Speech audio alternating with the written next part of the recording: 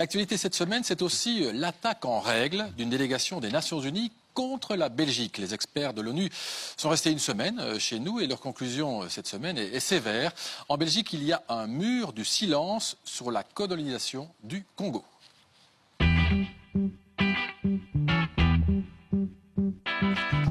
Une délégation des Nations Unies, c'est un peu comme si le monde entier nous jugeait. Et effectivement, les propos sont durs. Il est temps que les Belges présentent leurs excuses aux Congolais, dit cette délégation. Autre message, enlevez les statues de Léopold II de l'espace public. Et enfin, adaptez vos programmes scolaires trop pro-belges. Avant une discussion à très haute tension, voici le chef de mission onusien, le Premier ministre Charles Michel, lui répond.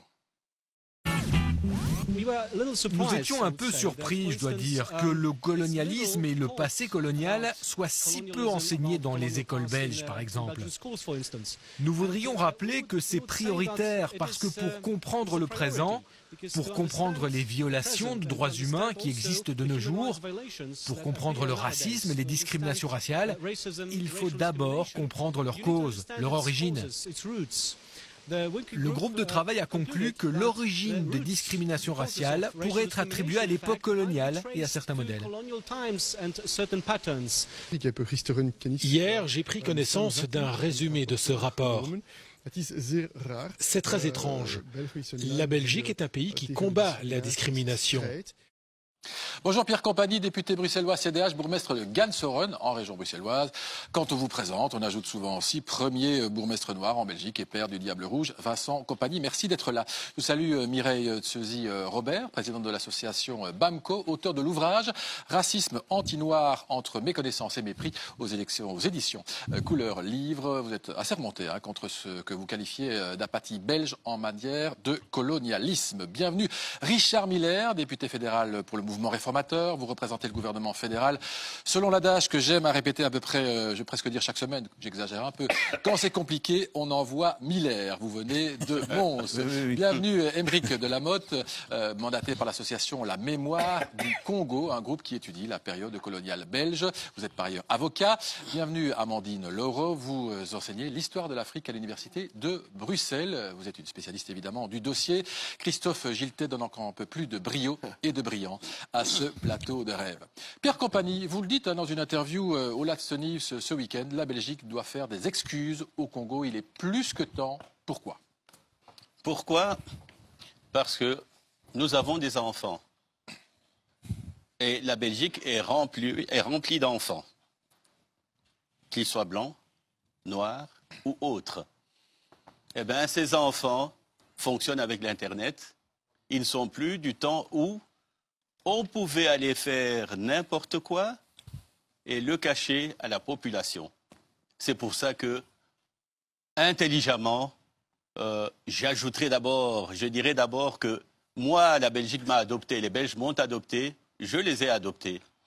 Et à ce titre, je dis, les excuses, ça ne coûte rien. Au contraire, ça va réchauffer les relations entre le Congo et la Belgique. Et la Belgique a besoin du Congo pour son économie, tout comme le Congo aura besoin de la Belgique. C'est important à ce point-là? Il y a une attente? Il y a une attente de toute la population congolaise, de tous les jeunes qui circulent dans le monde. Je voudrais quand même ajouter ici que le Congo a un potentiel d'expert qui dépasse de loin son ancien colonisateur. Pourquoi? Les Congolais sont répartis dans le monde entier. Les Congolais ont des diplômes du monde entier. Il y en a même qui ont des diplômes de Chine, qui sont venus ici, qui enseignent à l'ULB, qui occupent des postes importants. Mais donc, toutes ces personnes-là, effectivement, veulent vraiment qu'enfin, parce que c'est vrai que d'autres pays l'ont fait, je prends l'exemple de la France, qu'enfin il y ait des excuses officielles de la Belgique. L'on veut qu'il y ait des excuses officielles. Je suis belge. Je ne vais pas dire le contraire aujourd'hui, d'origine congolaise, et je crois, pour réchauffer nos relations, il faut vite y aller, et ça fera plaisir à tout le monde. Très bien. Et les Congolais sont prêts à travailler avec la Belgique, au lieu que la Belgique passe derrière le Canada, les États-Unis, et se cache derrière pour ensuite sortir derrière les multinationales. Ok, Monsieur Miller, vous présentez le gouvernement, hein, c'est le maire qui vous a envoyé aujourd'hui. Est-ce qu'il faut faire des excuses? Oui, juste une toute petite précision. Représenter le gouvernement, c'est un grand mot. Le mouvement réformateur, c'est une formule que vous pouviez utiliser précédemment, vrai que le gouvernement est maintenant ce n'est actuellement plus tout à fait le cas, courante. étant donné la situation politique. Première chose. Deuxième chose, j'entends bien ce qui est dit, et cette problématique est, je crois, vraiment importante, vraiment fondamentale. Et l'ONU nous le demande, hein, M. Miller. Je dirais quelques mots de la Commission. Mais première chose, je pense qu'il ne faut pas fermer la porte à une telle demande telle qu'elle est formulée par M. Compagnie. Seulement, cela doit se faire de façon tout à fait réfléchie. Je veux dire par là que moi j'ai une grande confiance, vous le savez, M. de Borsu, dans le débat parlementaire. Il va y avoir des élections. Il y a ce rapport de la commission de l'ONU qui est arrivé via un communiqué. Nous ne disposons pas encore de l'ensemble du contenu. Donc le gouvernement belge n'a pas encore pu répondre. Donc il y a une période qui s'écoule. Il va y avoir des élections. Une nouvelle chambre va entrer en fonction. Moi, je pense que susciter le débat parlementaire le plus complet possible sur tous les aspects, parce qu'il y a quelques aspects que nous connaissons tous, les scènes de cruauté, les mains coupées, etc. Mais il y a aussi la situation politique à cette époque-là. Il faut prendre en considération cela. Il faut aussi faire la distinction entre ce qui se passe avant 1908, où le Congo est propriété de Léopold II, et après 1908, où c'est le Congo belge. Tous ces éléments doivent être débattus avec la plus grande transparence vis-à-vis de la population belge et de la population congolaise. C'est pas un oui franc et massif. Hein. Faut débattre. C'est pas une fermeture.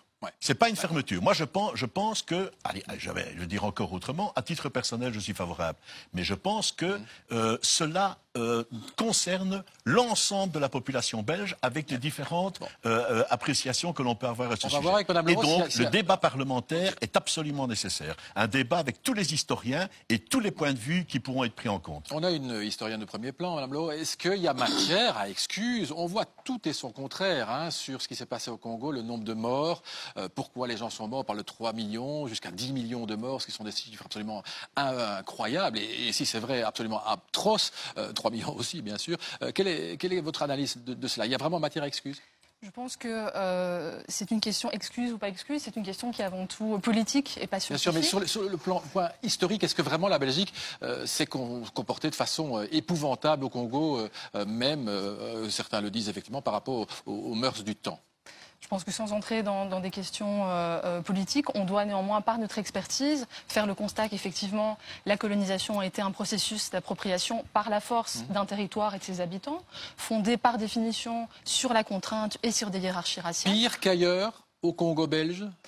En tout cas dans les premiers temps de la colonisation, mais je pense que c'est important aussi de ne pas opposer les premiers temps de la colonisation qui auraient été marqués par ces épisodes de brutalité et ces violences de masse, et puis un deuxième temps de la colonisation qui aurait été paisible et tranquille, ces violences, le travail forcé, etc. Mais c'était quoi? Pour vraiment que nos téléspectateurs veulent vraiment comprendre. Hein. On le voit, il y a à chaque fois beaucoup de réactions sur ce genre de débat, les gens veulent vraiment comprendre.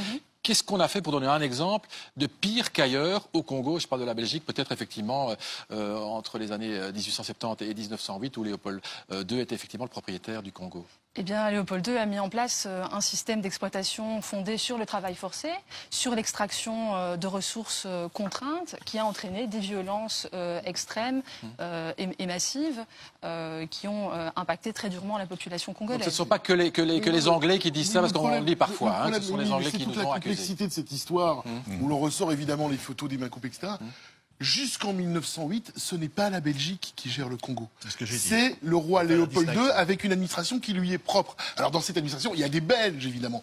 Mais dès 1904, je parle sous le contrôle de madame évidemment, il y a une commission d'enquête belge envoyée au Congo parce qu'il y a tellement de dénonciations, notamment dans la presse anglaise, et notamment toute une campagne menée par Conan Doyle, l'auteur de Sherlock Holmes, donc il y a quand même un retentissement international en Angleterre et aux États-Unis. La Belgique envoie une commission d'enquête et elle reconnaît qu'effectivement les gens qui se comportent là-bas au nom du roi Léopold II se comportent très mal. Les Anglais un petit peu jaloux des Belges qui ont eu le Congo. Mais ce sont des sociétés privées pour la plupart, parce que le Congo dans le fameux État indépendant du Congo de Léopold II, c'est une espèce de marché ouvert pour tous les aventuriers, pour toutes les entreprises, etc. Mais à partir de 1908, ça devient une colonie belge. Et là, ça change tout. Or, ce qu'on demande aujourd'hui à la Belgique de s'excuser, c'est de s'excuser pour des faits qui ne sont pas, je veux dire, dont la Belgique n'est pas responsable, dont le roi des Belges était responsable, mais c'était pas la Belgique en tant qu'État. C'est ça le problème. C'est la raison pour laquelle le débat parlementaire est absolument nécessaire. Parce que vous venez de citer Conan Doyle. Moi, je lis aussi Colette Brackman à propos de l'étude de Conan Doyle, qui dit très très bien les crimes commis au Congo n'ont pas été seulement le fait de la colonisation ou de Léopold II. Ils ont été aussi le fait de toute de la complexité de la situation politique à ce moment-là, avec les Français, les Anglais, qui lorgnent aussi sur le Congo. Tous ces éléments sont importants. Et vous dites d'ailleurs, vous aussi, et vous allez vous exprimer chacun, hein, M. Delamotte, vous dites qu'il faut voir finalement les choses avec les yeux de l'époque. Hein, vous le dites dans la Libre Belgique. Vous dites les conditions de travail, quoique très regrettables, aujourd'hui n'étaient que le reflet du contexte social et politique européen. Donc vous, quelque part, vous édulcorez un peu. Dans un premier temps, j'aimerais quand même faire une précision faire une critique à propos de la méthodologie qui a été employée par le groupe des experts, ce qui est important, parce qu'ils tirent quand même des conclusions assez définitives de l'ONU. Et prescriptives, les experts de l'ONU, alors qu'ils ne sont restés qu'une semaine ici. Alors qu'ils n'ont pas contacté d'experts, paraît-il, et des spécialistes de la période coloniale, c'est quand même important, et qu'ils n'ont pas demandé l'avis des Congolais. Donc ils n'ont que eu l'avis de la diaspora congolaise. Ça c'est important. Donc finalement cette enquête est très partielle, et elle a été très hâtivement menée après une semaine. Ils se permettent de faire quand même des conclusions assez prescriptives, et je trouve qu'elle manque aussi de nuances, parce qu'on prend la période coloniale comme un bloc, donc c'est quand même 75 ans, c'est plus d'un tiers de notre histoire belge, en mentionnant que, d'une manière très culpabilisante, en mentionnant que peut-être certaines erreurs c'est bas, mais pas en mentionnant peut-être certains bienfaits. Donc je pense que l'histoire est complexe et qu'il faut être assez nuancé dans l'explication de cette période coloniale. Et par exemple, il n'y a pas d'excuse nécessaire. Ne serait-ce que pour montrer un exemple, c'est par exemple le fait qu'avant l'arrivée de Léopold II, on peut quand même dire que les Congolais subissaient une forme d'esclavage par les Arabes et que Léopold II les a libérés d'une certaine manière. Il a pacifié également le Congo où il y avait beaucoup de guerres interethniques. J'aimerais également juste mentionner deux témoignages, si vous me le permettez. Non, je pense juste on va donner la parole. Je pense juste que les Congolais, parce qu'il y a beaucoup de choses à dire. Si vous permettez simplement un témoignage rapidement, s'il vous plaît. Simplement parce que les Congolais sont plus légitimes que moi pour en parler. Il y a M. Mazakala qui disait simplement qu'il était un proche de Lumumba, qui disait « Nous avons été formés par les Belges et le souvenir que nous gardons de la colonisation n'est pas celui des coups de fouet et de l'apartheid, mais plutôt celui des routes goudronnées, de la gratuité de l'école et des soins médicaux. » Mireille Robert, quand vous entendez ça, qu'est-ce que Il était proche de Lumumba et Lumumba a eu tort dans ce qu'il a dit, c'est ça? Oui, alors deuxième témoignage. Non, un seul témoignage suffit. On va demander... Mais de Lumumba lui-même. En fait, c'est Lumumba lui-même qui parle. Il dit « C'est grâce à la Belgique que nous sommes ce que nous sommes, c'est grâce à elle que notre pays, sorti hier d'un rien, est appelé à Il n'a pas dit que ça. Non, mais c'est pas grave, il dit aussi ça. Non, mais moi j'appelle à la complexité. Il a aussi parlé des grands méfaits de la colonisation. Là, j'appelle à la complexité de l'histoire. Un peu rapide à la nuance. de ce qu'a dit M. Lumumba. J'appelle à la nuance. C'est la raison pour laquelle j'ai insisté sur la complexité du sujet et la nécessité d'un débat complet. Madame Robert, un mot là-dessus et puis on va passer au statut. Moi j'aimerais d'abord entendre l'historienne sur la séparation de l'époque Léopold II et de l'époque de la Belgique. C'était en Belgique aussi problématique? Absolument. Les pratiques de travail forcé ont continué jusque dans les années 50. On parle ici d'un régime qui est structurellement fondé sur des hiérarchies raciales, sur la discrimination raciale comme système de gouvernement. Et ça, ce sont des choses qui sont continues. Et je pense que les appels à la complexité et à la nuance ne doivent en aucun cas servir à dédouaner la Belgique de ses responsabilités ou du constat. Un autre exemple, c'est que la Belgique a très peu diplômé d'élite coloniale, d'élite congolaise. C'est dans ce sens-là aussi on a très peu donné de diplômes universitaires alors que certains pays le faisaient. Absolument. Et ça, c'était à la fin de la période coloniale, on parle des années 50. Et c'est dans ce sens-là aussi que ces appels à des visions simplistes où on opposerait supposément des aspects supposément positifs versus des aspects supposément positifs est une hérésie en histoire. L'histoire n'est pas un bilan comptable et ça n'a pas de sens de mettre en balance d'un côté les discriminations raciales et de l'autre on a construit des routes ou des écoles qui étaient aussi au service de la domination coloniale. De l'époque. Vous ne pouvez pas mettre de côté le fait qu'à un moment donné, il y a eu des rivalités entre l'Angleterre, la France et d'autres pays pour se partager l'Afrique, pour se partager le Congo, avec avec des vues qui sont toujours présentes aussi vers une espèce d'éclatement de ce pays. Tous ces éléments-là doivent faire partie du débat. Savez, mais je rappelle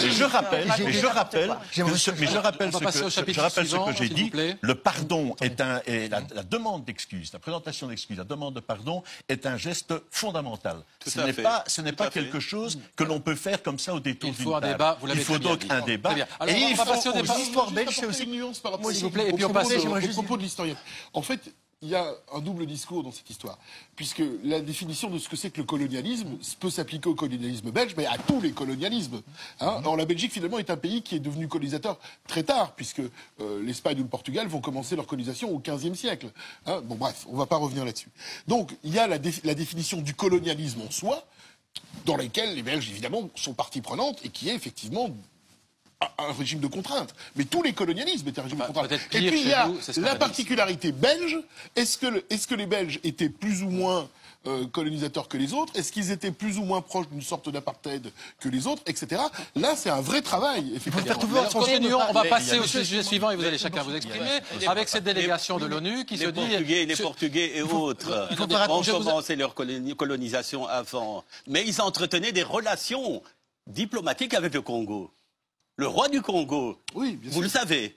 Mais monsieur Compagnie, il faut faire attention. Je vais vraiment vous arrêter là-dessus. Je dois passer au... C'est une contre-vérité ce que je viens de dire. Non, par exemple, il y a le mythe des mains coupées. Est-ce que c'est une contre-vérité? Non, ça, j'en sais rien, je ne vais pas prononcer. Je ne vais pas dire autre chose. Mais par contre, deux intervenants ont mentionné le mythe des mains coupées, tout de même, et les prétendus 10 millions de morts.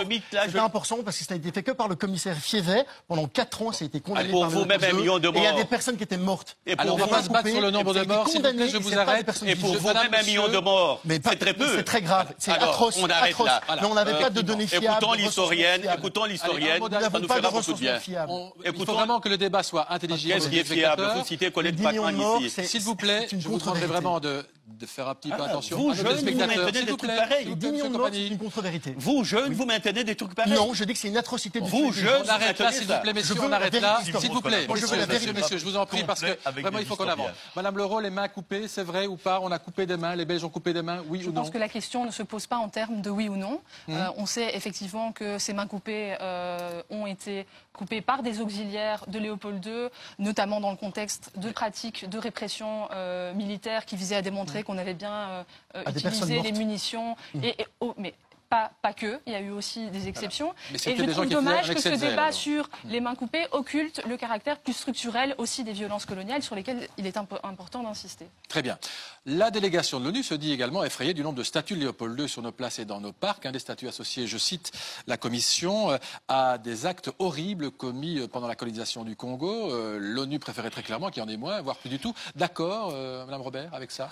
Oui, bon, la colonisation a existé, on ne pourra pas l'effacer. Je pense qu'il faut contextualiser tout ça et expliquer aux générations futures ce qui s'est passé. Vous savez, en 1927, Albert Einstein a créé à Bruxelles une association contre le colonialisme. En 1927, donc pas l'époque de Léopold II, l'époque d'après. Pourquoi? Parce qu'il n'y a pas de colonialisme sans racisme. Et le racisme a des conséquences. Lorsqu'on demande des excuses aujourd'hui ou qu'on demande de décoloniser nos institutions, c'est pas pour offenser les Blancs, c'est pas pour offenser les anciens colons, c'est pour libérer les Noirs d'un esclavage aujourd'hui qui est la discrimination à l'embauche, à l'emploi, au logement, etc., mais aussi au néocolonialisme.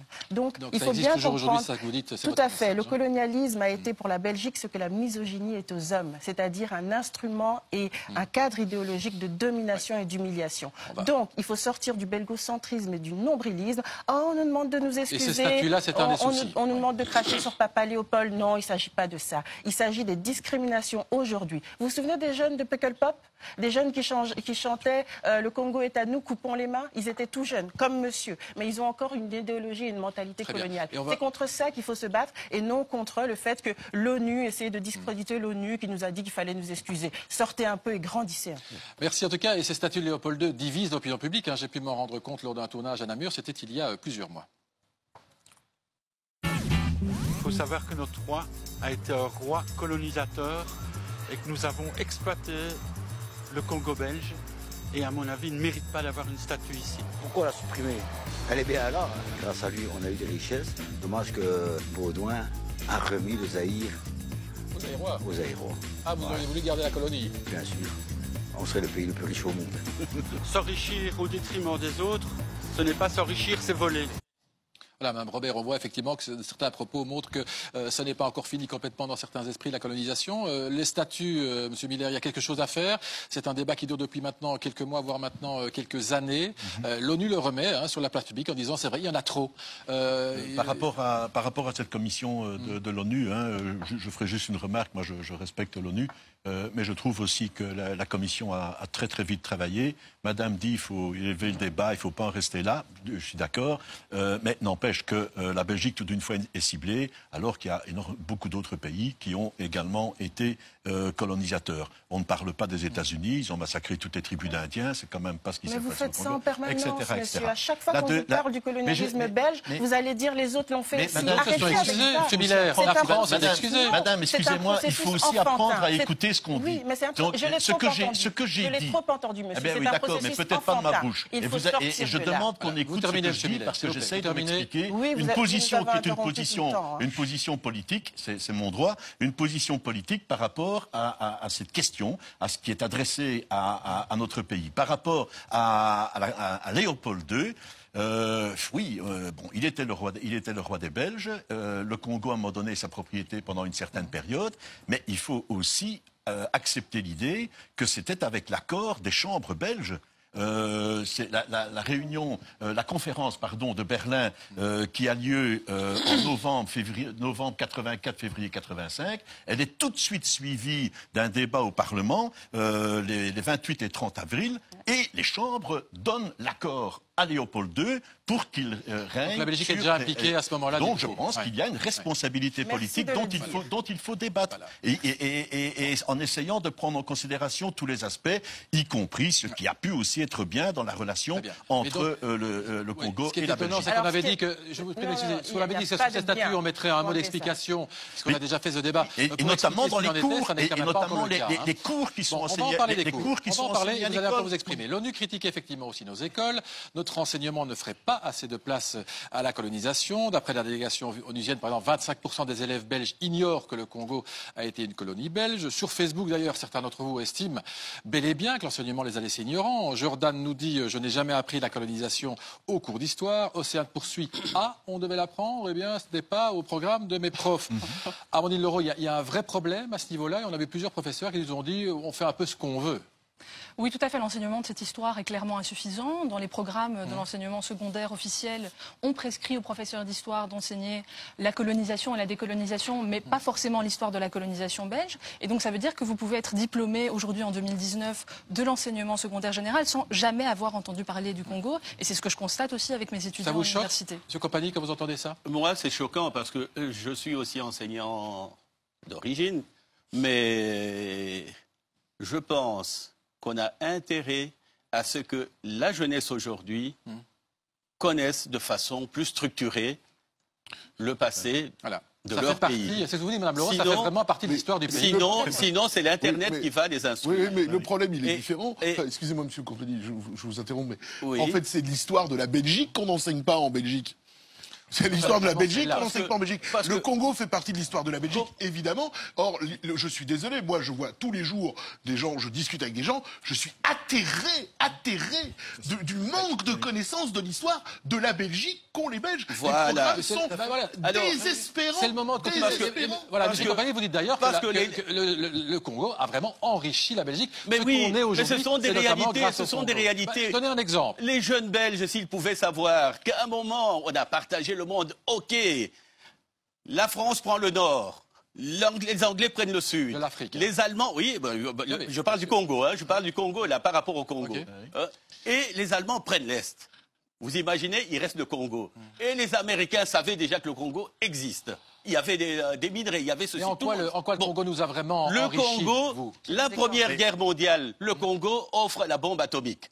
La deuxième. La deuxième guerre mondiale, s'il vous plaît.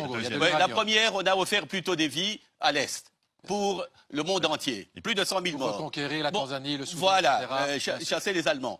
Et deuxième guerre mondiale, on offre la bombe. Par la suite, toutes les institutions qu'il y a ici en Belgique, beaucoup de jeunes Belges, même toutes mes excuses, monsieur le ministre, beaucoup... Presque ministre. Mais il l'a été. Il reste. Ministre un jour. Et longtemps. Mais il reste. Il a droit au titre. Il demeure. Il y en a qui ne savent même pas pourquoi la Belgique, qui est un tout petit pays comme il est, aujourd'hui, a des institutions internationales qui traînent dans ce pays à flopper. Un exemple. L'exemple, l'OTAN. C'est grâce au Congo, vous dites? Mais c'est certain, parce que le pays ici était très riche. Sinon, la Suède aurait eu la tout Belgique ça. est riche grâce Sinon, au Congo. oui, il y avait des milliards qui tombaient ici. Toutes les ventes de minerais retomber ici. Et quand vous avez des milliards, vous pouvez les prêter. Et aussi lié à l'uranium. Lié à l'uranium et à la bombe atomique. Juste un mot par rapport au cours. À la fois, je vous prie. Un rapport au cours, importance du cours d'histoire. Tout à fait, c'est absolument nécessaire. Il fallait plus loin qu'aujourd'hui. Mais je rappelle que je suis à la base de la création d'un cours de citoyenneté et de philosophie politique dans lequel, justement, cette question du colonialisme et de la colonisation du Congo par la Belgique doit être présente et doit être enseignée. C'est clair. Madame Robert, vous allez parler aussi, Madame Robert, on a vraiment été plus riche grâce, effectivement, à cette colonie jusqu'au 30 juin 1960. Effectivement, la Belgique était la puissance colonisatrice au Congo. Absolument. On a été plus riche non seulement en termes économiques, mais aussi en termes politiques et diplomatiques, puisque la Belgique est, on le sait tous, un petit pays, et que la possession d'un pays continent comme le Congo a donné un statut diplomatique et un poids sur la scène internationale à la Belgique extrêmement important. Voilà. Mais je crois que ce qui est important aussi dans l'enseignement, c'est de parler à la fois de la domination coloniale, de ce qu'elle a été, de ses effets sur la Belgique, mais aussi des expériences africaines de la colonisation, des expériences de contestation, de résistance, de réappropriation, et de restaurer aussi à ces acteurs africains un statut de sujet d'histoire et pas de simple objet. Ils sont aussi dans nos écoles. Madame Robert, oui, par rapport aux ce Congo qui nous a rendu riches. La richesse culturelle aussi, j'aimerais ajouter, c'est que Tintin au Congo, bien, j'en pense ce que j'en pense, mais a contribué à faire de la Belgique la capitale européenne de la BD.